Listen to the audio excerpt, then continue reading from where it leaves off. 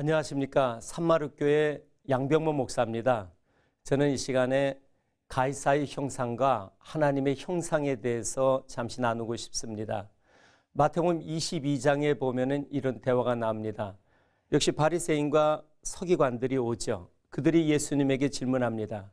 그들은 많은 경우에 있어서 예수님에게 새로운 것을 배우려는 그런 자세가 아니고요. 뭔가 책 잡기 위해서입니다. 고속거리를 만들기 위해서 온 겁니다. 그들의 질문은 어떤 질문인가요? 가이사에게 세금 바치는 것이 옳습니까? 라고 질문합니다. 이것이 17절에서부터 이어지는 대화죠. 그때에 예수님께서 뭐라고 답변하십니까? 예수님은 그들의 마음을 알았습니다.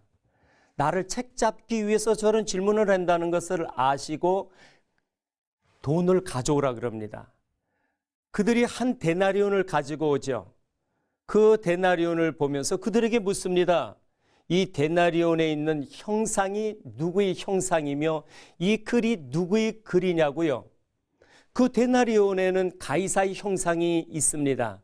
가이사, 로마의 황제죠.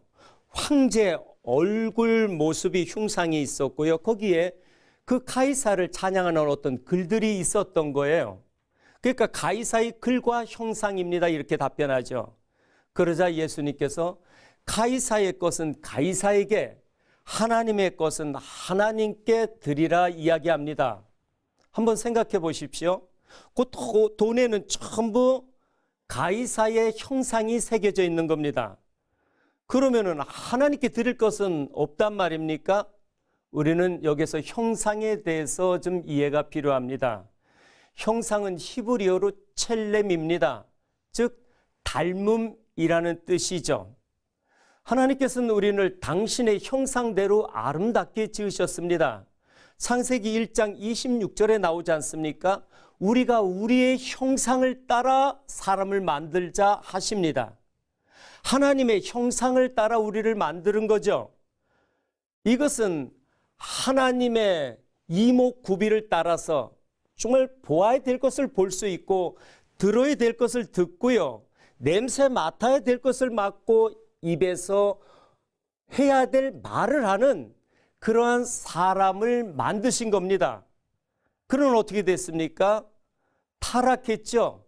결국 타락은 형상의 망가짐입니다. 이것을 사도 바울은 로마서 1장 23절에 정확하게 간파합니다.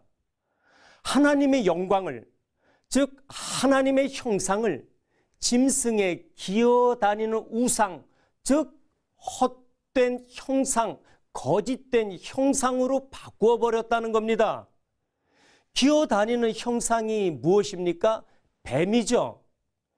뱀의 형상이 됐다는 겁니다. 사탄의 형상이 됐다는 겁니다. 뱀의 특징은 크게 두 가지로 이야기할 수 있습니다. 뱀은 무엇보다도 기어다니는 겁니다.